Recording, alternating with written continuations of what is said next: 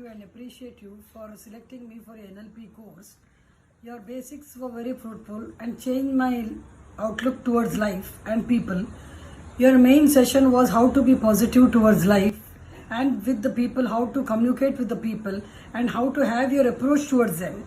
And you also taught us to have an affirmations daily, positive affirmations, morning and evening, so that you will always be positive in your way of thinking, the way towards people. And it was a very basic training, and your NLP training is very, very fruitful, and I think many of the people would like to take this opportunity to have your training and change your outlook towards life.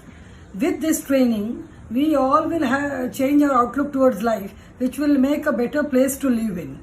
And I would also thank to and wish to have more NLP training with you and in other courses also, because all the way you express your feelings and your thoughts and your attitude towards life, you explain it so beautifully and in a very simple way. So I was very happy to attend your NLP course.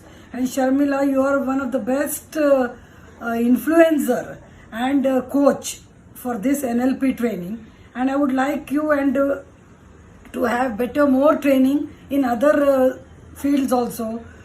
You have done all the training. I would also appreciate you and thank you very much, and God bless you for future also.